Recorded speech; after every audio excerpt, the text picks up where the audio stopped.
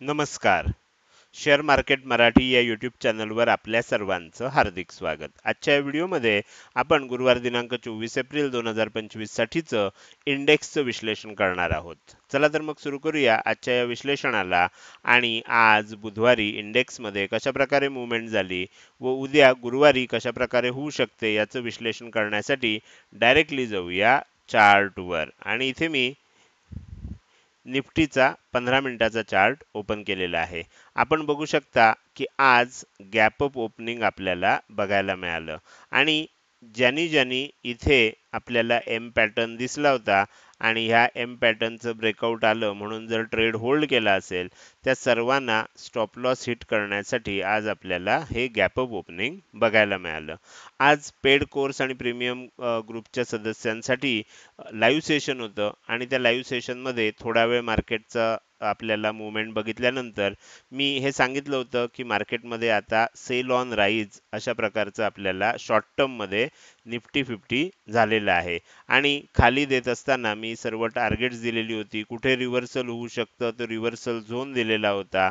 त्यानंतर कुठेपर्यंत टार्गेट येऊ शकतात अगदी मी त्यावेळेला सांगितलं होतं की ही लेवलपर्यंत आपल्याला टार्गेट ठेवायला पाहिजे. तर हे सर्व गोष्टी मी सांगितलेल्या होत्या आणि त्याच पद्धतीनं आपल्याला सकाळच्या सत्रामध्ये जसं मी सांगितलं त्याच पद्धतीनं आपल्याला मार्केटनं मुवमेंट केलेली बघायला मिळाली. अर्थात याच्या मागे माझं श्रेय काहीच नाही आहे. याच्या मागे मार्केट कशा प्रकारे मूव्ह होतं त्यासाठी आपण ॲस्ट्रॉलॉजी, ॲस्ट्रॉनॉमी, टेक्निकल ॲनालिसिस आणि मॅथमॅटिक्स यांचा वापर कशा पद्धतीनं करू शकतो त्यावर आधारित हे सर्व आपल्याला गणित जुळून येतं. आणि त्याच पद्धतीनं आपल्याला बरोबर ह्या सर्व टार्गेट्स अगदी इथून वर गेलं हे सुद्धा आपण तिथे सांगितलेलं होतं की ह्या पद्धतीने इथनं वर जाऊ शकतं, इतक्या लेवलपर्यंत जाऊ शकतं आणि खाली येताना आपल्याला ह्या लेवलपर्यंत येऊ शकतं. तर ह्या सर्व गोष्टी सांगितलेल्या होत्या आजच्या ॲनालिसिसमध्ये. जे पेड कोर्सचे किंवा प्रीमियम ग्रुपचे सदस्य असतील त्यांनी न चुकता, ज्यांना सकाळी बघणं शक्य झालं नाही किंवा ज्यांनी सकाळी अर्धवट बघितलं त्यांनी न चुकता जो रेकॉर्डिंगचा व्हिडिओ आहे म्हणजे जी लिंक तुम्हाला मी शेअर केली होती तीच लिंक वापरून तुम्ही काय करू शकता, त्याचं रेकॉर्डिंग बघू शकता. तुमच्या लक्षात येईल की आपण काय काय सांगितलं होतं, कधी सांगितलं होतं आणि त्यानंतर कसं कसं त्या पद्धतीनं व्हायला लागलं. ज्या वेळेला किंमत इथून वर जायला लागली, बरोबर, किंमत इथून वर जायला लागली, थोडीशी खाली आली, परत वर गेली, परत खाली आली, यावेळेला मी सांगितलं होतं की आता मार्केट बाय ऑन डिप्सचं झालेलं आहे. अर्थात प्रीमियम ग्रुपवर आपण एक व्यवस्थित दिशा दिल्यानंतर प्रीमियम ग्रुपवर दिवसाला एकच आपण दिशा देतो. जेव्हा दिशा बदलते तेव्हा ती प्रीमियम ग्रुपवर दिली जात नाही. तर ती पेड कोर्समध्ये दिवसाला जितके वेळा दिशा बदलेल तितक्या वेळेला मी तुम्हाला त्याची माहिती देण्याचा प्रयत्न करतो. आणि इथे सुद्धा मी सांगितलं होतं, काय सांगितलं होतं ते मी तुम्हाला चार्टवर दाखवतो. आपण इथे त्या लेवल्स दिलेल्या आहेत.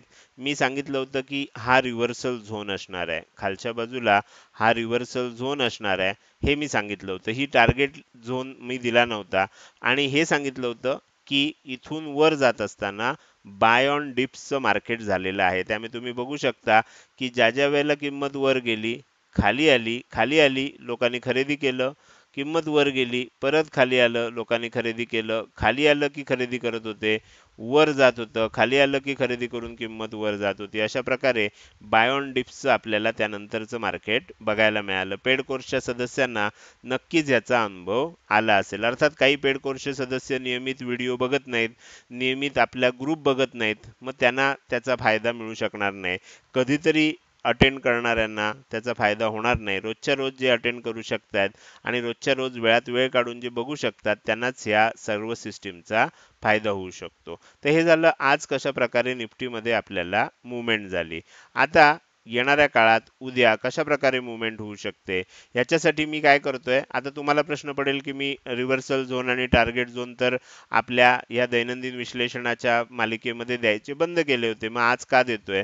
तर आज ह्याचं कारण असं आहे की आपल्याला अधनं-मधनं मी तुम्हाला हे झोन, टार्गेट झोन आणि रिव्हर्सल झोन देत राहणार, जेणेकरून काय होईल, जे सदस्य नियमित बघतात त्यांना कधी ना कधी जेव्हा मी देईन त्याचा दुसऱ्या दिवशी वगैरे नक्कीच फायदा होऊ शकेल.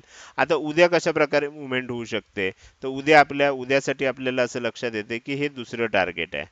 जर ह्या दुसऱ्या टार्गेटच्या वर किंमत टिकली, दुसरं टार्गेट कुठे आहे तर 24,300 24,029च्या आसपास आहे. आपण 24,330 आहे असं समजूया. 24,330च्या वर किंमत टिकली आणि 24,365च्या आसपास आपल्याला हे जे तिसरं टार्गेट आहे ह्याला टच झाली, तर मग काय होईल, बाय ऑन डिप्सचं जे निफ्टीमध्ये मुवमेंट चालली आहे ती तशीच्या तशी राहू शकते. म्हणजे इथून वर जर गेलं, ह्या लेवलच्या आसपास टच झालं, जरी खाली जरी आलं तरी वर जाऊ शकतं. मग कोणत्याही लेवलवरनं जरी खाली आलं तरी आपल्याला, म्हणजे समजा इथून वर गेलं, इथपर्यंत गेलं, खाली आलं तरी वर जाऊ शकतं.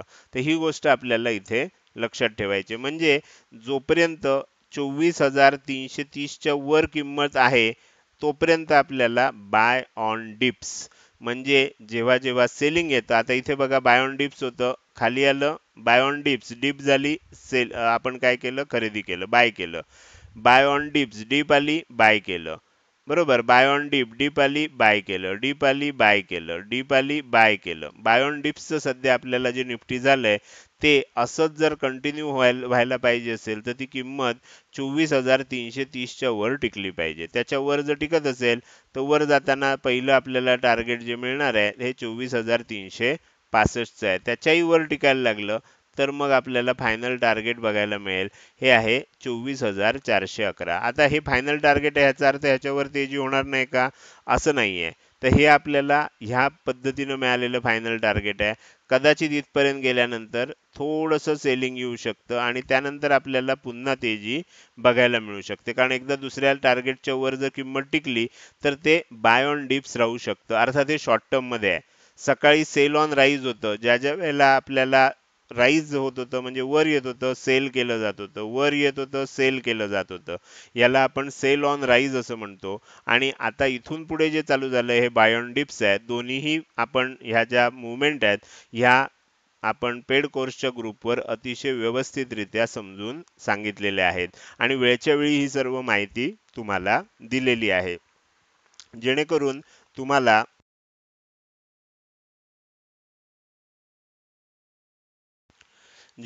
तुम्हाला ट्रेडिंग करताना त्याचा चांगलाच उपयोग होऊ शकेल. आता समजा असं झालं नाही, म्हणजे आपण एक उदाहरण असं लक्षात घेऊया की हे जे दुसरं टार्गेट आहे ह्याच्यावर किंमत टिकली नाही, जसं इथे सेलिंग आलं हेच कंटिन्यू व्हायला लागलं, तर परत एकदा सेल ऑन राईजचं आपल्याला निफ्टी होताना बघायला मिळेल.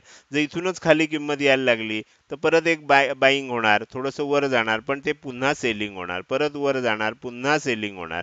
अशा पद्धतीनं आपल्याला खालच्या दिशेनं मुवमेंट होऊ शकते. त्याची जी काही टार्गेट्स असतील किंवा त्याचं जे काही लेवल्स असतील त्या तुम्हाला प्रीमियम ग्रुपवर आणि पेड कोर्सच्या ग्रुपवर बघायला मिळतील. तर माझ्या मते वर जायचं असेल तर वरची टार्गेट्स मी तुम्हाला सांगितलेलीच आहेत, सर्वांसाठी याचा फायदा होईल. खाली येणार असेल तर तेही सांगितलंय की आपल्याला हळूहळू खाली येऊ शकतं. तर ह्या पद्धतीनं आपल्याला इथे निफ्टीचं लक्षात घ्यायचं आहे. आता आपण इकडे येऊया आणि निफ्टीचा डेली टाइम फ्रेमवर चार्ट बघूया. मी तुम्हाला सांगितलं होतं की हा एरिया जो आहे हा रेझिस्टन्सचा एरिया आहे, बरोबर.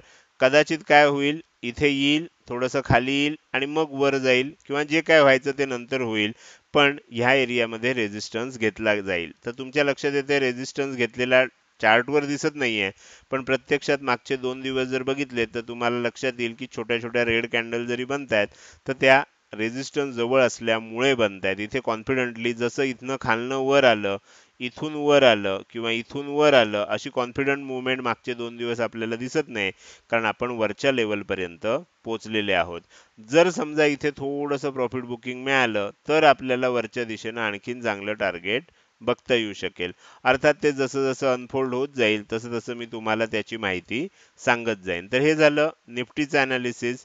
आता ह्या निफ्टीच्या अनालिसिस नंतर बँक निफ्टीचं अनालिसिस करायला सुरुवात करूया.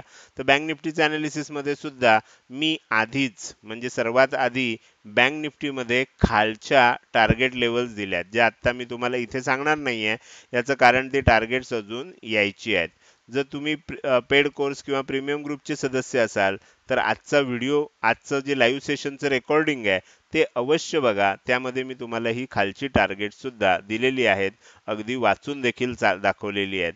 आता ह्याच्यामध्ये काय होऊ शकतं, तर मी तुम्हाला आता थोडंसं ह्याच्यामध्ये काय होऊ शकतं हे दाखवण्यासाठी आपण ह्याच्यावर ज्या काही लेवल काढल्यात ते इथे तुम्हाला दाखवतो. आता मला जर विचाराल तर आपल्या ह्या नवीन थेअरीनुसार एवढं मोठं सेलिंग झालंय त्यानंतर आपल्याला किंमत एकदा वर जाणं अपेक्षित आहे आणि त्यानंतर जर ती खाली यायला लागली तर आपल्याला त्याच्यामध्ये आणखीन खालची टार्गेट्स बघायला मिळू शकतात. तर त्यामुळे जोपर्यंत आपण वरच्या दिशेनं जातोय तोपर्यंत आपल्याला ट्रेडही करायचा नाही आणि ह्या स्टॉक अवॉइड करायचा असतो.